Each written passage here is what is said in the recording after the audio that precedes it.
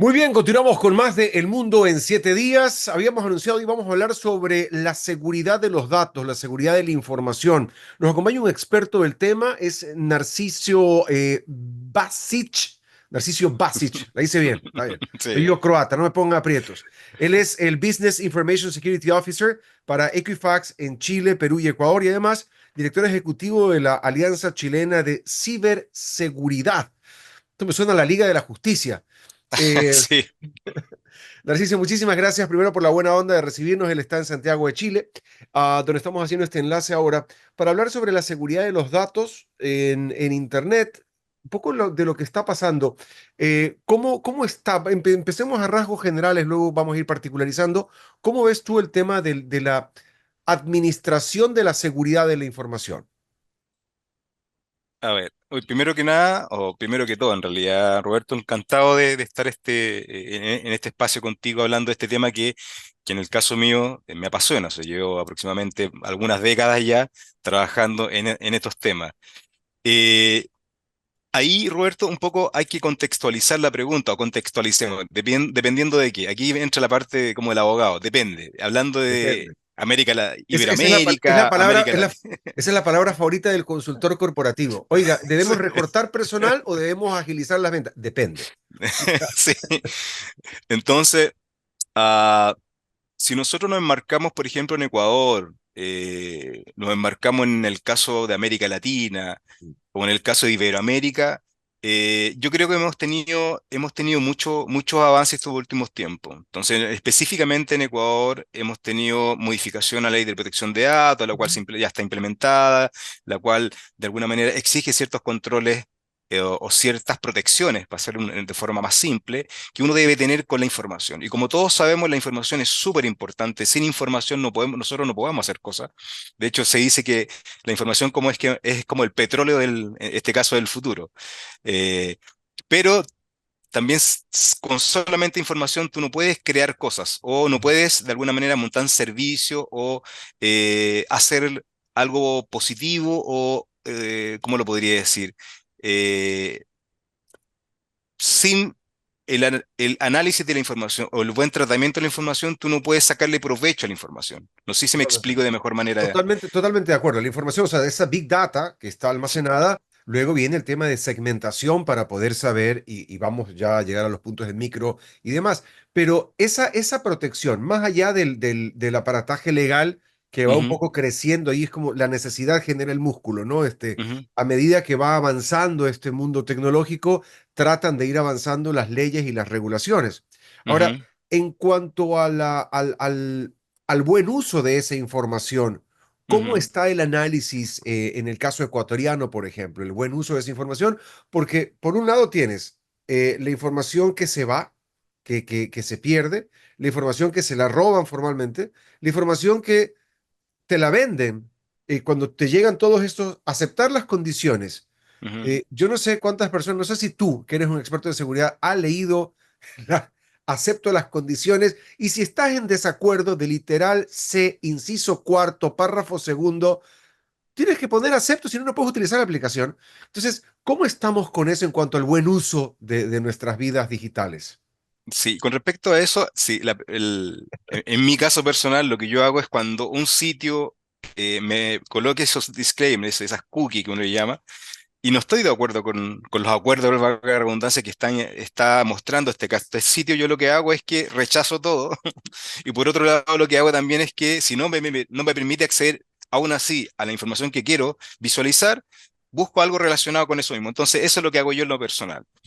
Eh, aquí el, Aquí el punto es que la información, o sea, la organización o la institución, puede ser pública o privada, que maneje información, cualquier tipo de información sensible, el punto es que ese tipo de institución o esa organización debería, no, o sea, no, debe tener ciertos estándares de seguridad, lo cual de alguna manera esa institución proteja la información dentro de sus sistemas. Esa es una cosa súper importante. Entonces, a quien yo le entrego mi información, yo tengo que tener la seguridad o tengo que tener por lo menos el conocimiento, tengo que tener la confianza de que esa institución va a manejar de buena manera esa información en su sistema para lo que yo le estoy entregando al propósito. Ese es un dato importante. Si yo lo llevo, por ejemplo, a la empresa de Equifax, que es una multinacional que está en todas las regiones a nivel global, en 24 países, ya 25, ya perdí la cuenta, que tenemos diferentes regulaciones.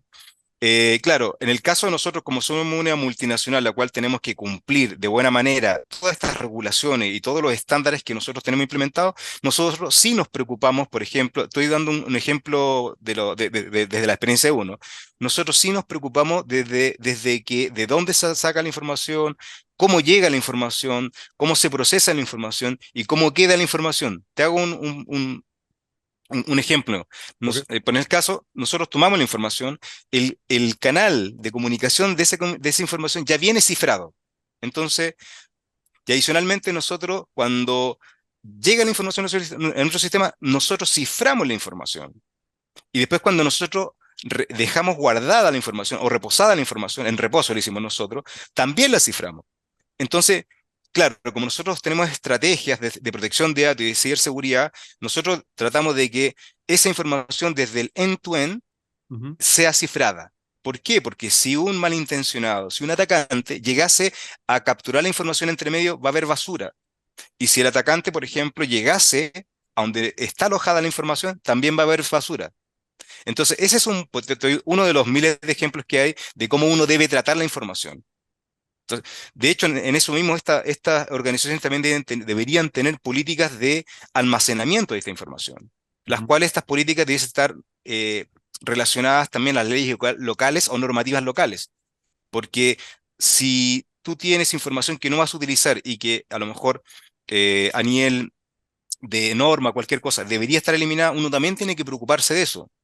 Y esas como son políticas de gestión o administración de información. Estoy totalmente de acuerdo y yo creo que ahí hay una gran brecha y hay una gran asignatura pendiente en ir curando este analfabetismo digital.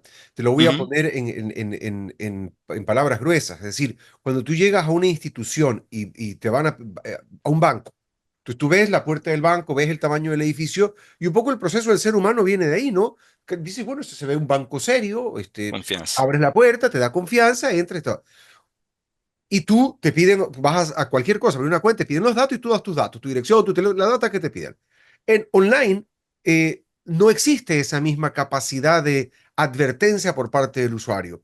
Y puede que el lugar sea un lugar cierto o un lugar falso, o un lugar que sea cierto pero que no tenga las seguridades necesarias Ujú, donde tú dejas tu data y tu información.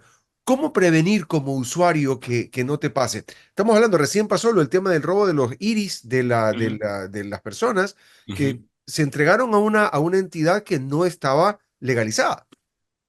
Sí, es que súper buena pregunta, Roberto. Y en el caso nosotros, eh, normalmente desarrollamos diferentes actividades como esta, como una entrevista, para que nosotros podamos expresar y podamos de alguna manera generar un poco más conciencia de lo que nosotros debemos hacer o cómo nosotros debemos comportarlo en el mundo digital. O sea, esta es una instancia, existe en otra instancia, en colegios, por ejemplo. Te digo, yo voy a colegio con el equipo también y damos instancias, o sea, explicamos a los niños cómo deben usar. Estoy como dando Sí, como sí, sí, sí. ejemplos varios. Y con respecto a la pregunta tuya, entonces, lo que nosotros tenemos que hacer o deberíamos hacer de forma mucho más constante es sensibilizar con respecto a ese tipo de cosas a los ciudadanos, a la persona común y corriente que está todos los días accediendo a Internet. ¿Para qué? Para poder visualizar de que ese sitio es seguro o no es seguro, ese sitio es confiable o no es confiable. Entonces, uno lo que entrega a veces son tips para que nosotros como ciudadanos común y corriente sepamos de que a lo mejor, mira, se ve bonito, pero en realidad, o sea, parece el banco, tiene los colores del banco, pero en realidad en la URL hay algo entre medio, el cual no es la misma URL del banco. Y eso pasa siempre. Siempre los atacantes lo que hacen es como hacen copia de los sitios de ciertas instituciones para robar esa información. Entonces, la respuesta es que uno debe de forma constante, por medio de tips o por medio de clases educativas, generar esa sensibilización. Y eso es una política de gobierno también. De hecho, te lo llevo en el caso de Chile. En el caso de Chile recién se aprobó, somos de los primeros países en América Latina que aprobamos la ley. marco de ciberseguridad, la cual va a constar con una agencia de ciberseguridad. Y dentro de las responsabilidades de esa agencia de ciberseguridad está la sensibilización del ciudadano chileno en estos temas. Entonces va a tener un programa en inglés, awareness, le hicimos, ¿no? Ujú. Un programa de sensibilización, lo cual va a constar de diferentes actividades y etapas. ¿Ya? ¿Para qué? Para que a nosotros como ciudadanos chilenos, nosotros sepamos cuáles son los riesgos que existen en Internet, en el mundo digital. Entonces, este tipo de iniciativas nosotros debiésemos estar desarrollándolas fuertemente. En el caso mío, cuando he ido a Ecuador, he tenido oportunidades de generar esta sensibilización en universidades en Ecuador. ¿Por qué? De vuelta, somos todos parte de algo. O sea, en Internet no está separado. No es que hay una Internet para Ecuador, hay una Internet para Chile o hay una Internet para Estados Unidos. La Internet es la misma. Sí, totalmente, claro. Es la misma y la capacidad de poder advertir lo que te digo, de cómo identificar un lugar que sea de verdad y un lugar que no lo sea. Porque incluso cuando te llega el famoso phishing y te llegan Phishing. los correos electrónicos del banco concretamente y te dice, su cuenta va a ser cerrada si usted, porque tiene un sobregiro, haga clic aquí para verificar. Y automáticamente caes en manos de gente que te está sacando información. Y ocurre, no quiero decir solamente con gente mayor, ocurre con todo el mundo. Bien dices tú, Roberto, con todo el mundo. De hecho, en el ámbito de la ciberseguridad, eh, lo que siempre en el caso de nosotros, o yo digo, dentro de las charlas o entrevistas, es que el atacante siempre busca al eslabón más débil, que en realidad somos nosotros. O sea, todas las instituciones invierten o adquieren servicios de seguridad que está perfecto, pero es el desde. Pero uno de los pilares fundamentales es Roberto y Narciso. Entonces, ¿dónde tenemos que nosotros poner el foco? Que Narciso y Roberto entienda cómo poder visualizar y cómo poder hacer frente a este tipo de amenazas. Totalmente de acuerdo. Es un tema insisto, de ir curando esta brecha de analfabetismo digital en la que tenemos, porque te va superando, la tecnología te va superando, te va ganando, va creciendo, y la regulación por parte de los estados es lo último en llegar casi una vez que ya tratan de normar algo que primero hay que entenderlo para luego poder intentar normarlo. Entonces, la alerta, ¿alguna recomendación antes de concluir hacia el público en general, de cómo advertir, de cómo darnos cuenta, al menos a breves rasgos, de que no estamos yendo a un lugar que no cuente con las seguridades del caso? Hay como dos respuestas en ese sentido, porque hay que partir por la base que está el riesgo en la navegación, en lo que tú hablas, en los sitios de Internet, ¿ya? Normalmente uno tiene que validar bien de que la URL del sitio venga cifrada y normalmente si no está cifrada esa URL, pero eso no quiere decir nada, por lo menos te vas a dar cuenta que está cifrada, que es que sea HTTPS. Ya, SS te dice que Sí. esa URL esa comunicación va a ser cifrada, está siendo cifrada.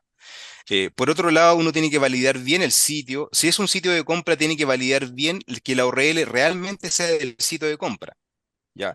Y fijarse en la plenitud de la URL. Por ejemplo, hace unos días tuvimos un caso con una URL de nosotros, de nuestra empresa. Entonces, el atacante lo que hizo la misma URL, la misma página, con los mismos colores, con el mismo dominio, pero no, con casi el mismo dominio, porque la persona colocó un punto entre medio. Ah, Entonces, claro, nuestro sistema de monitoreo, el cual se da cuenta de este tipo de cosas, nos entregó una alerta, le dijo, ¿sabes qué? Mira, crearon un sitio igual que el tuyo, idéntico, los mismos colores, el mismo formato, el mismo diseño, pero en la URL y HTTPS también cifrada, pero en la misma URL lo que había un punto entre medio. wow. Entonces uno puede identificar, no es la misma URL del banco X o del e-commerce tanto. ¿Por qué? Porque no es completamente igual. Y lo otro es que también se puede identificar por el lenguaje que está dentro de la URL. A veces los atacantes pueden ser de otros países y tratan de hacer el mismo diseño y todo, pero se equivocan, hay faltas de ortografías dentro de la URL. Pero aún así sigue siendo difícil. Yo ante la duda de un sitio, yo trataría de contactar a la institución o a la empresa por otros medios para saber si esa URL realmente es la que dice ser. Eso por un lado. Y por otro lado está el tema de que el ataque más común en América Latina actualmente, Roberto, sigue siendo el phishing y sigue siendo, y su vector, uno de los vectores de ataque, uno de lo que usan harto es el tema del ransomware. Entonces, hay muchas personas dentro de América Latina, en Ecuador, que reciben esto constantemente phishing, que phishing es tratar de engañar a las personas. Y dentro de eso, cuando se engaña a la persona y logramos que acceda a algo, se puede instalar este código malicioso que es en ransomware, que te secuestra, en este caso, el computador o el servidor o lo que fuese. Entonces, también uno tiene que tener claridad con respecto a qué cosas debería ver del correo electrónico. Y es lo mismo, tiene casi la misma lógica, porque te mandan un correo igual a algo, servicio de depósito interno de Ecuador, no sé cómo se llama en Ecuador, pero en Ecuador o de Estados Unidos. Pero dentro del correo uno empieza a visualizar que la ortografía, la redacción, empieza a visualizar también que cuando te dicen el link abajo, no es el link el cual te lleva al registro civil de identificación o al servicio de puestos internos de impuestos de Ecuador. Te das cuenta que es una URL que no es. Entonces, de vuelta, o sea, uno tiene que empezar a entender. De hecho, en Internet hay muchos tips que te entregan eso. Mira, abre el correo electrónico, fíjate la ortografía, fíjate la redacción, fíjate que el link que está abajo sea el mismo que supuestamente es de la institución que dice ser en ese correo. Entonces, más o menos eso es lo que te podría decir en este momento con respecto a algunos tips. Sí, y es importante el seguirnos capacitando. Yo lo que siempre hago, y como un tip para la audiencia también, cuando te llega un correo de no una persona que te envía correos habitualmente o una publicidad o algo, te dice haga clic aquí. Si tú chequeas el correo del que envía, te va a salir cualquiercosa.com en ese correo @gmail o cualquier cosa .cl o .co o cualquier. Entonces, no es un correo institucional del lugar que Del dice que lugar. venir. Entonces, automáticamente delete y report, ¿no? O sea, porque puedes report spam y mandarlo reportarlo para que siga eliminándose de las diferentes capas. Entiendo que eso funciona. Igual pasa con los teléfonos. Te llega el Sí. WhatsApp cuando te dicen hola, y por ahí respondes hola, y empiezas a tener una conversación con una persona que está, no sé, en Bangladesh y que está haciéndote un phishing porque en algún momento te va a llegar a pedir que le transfieras $500, ¿no? Sí, eso es el bitching que se llama, cuando te Claro. contactan por celular. Y lo que dices tú es súper bueno también el punto. Cuando uno recibe un correo extraño, eh, normalmente dentro del correo sale la URL o el sitio del lugar y sale perfecto. Entonces uno con el mouse se para sobre el sitio y te aparece una cosa que no tiene nada que ver con el sitio. Claro. Entonces ese es un súper buen punto también. También se puede identificar de esa manera.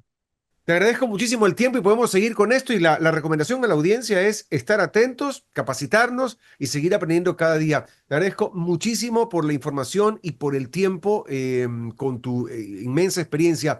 Narcisio Basic, él es el Business Information Security Officer de Equifax en Chile, Perú, Ecuador y además director ejecutivo de la Alianza Chilena de Ciberseguridad. Me encanta haber conversado contigo y esperamos haber clarificado varias dudas de la audiencia. Te mando un excelente día allá en Santiago de Chile. Muchas gracias, Roberto. Encantado.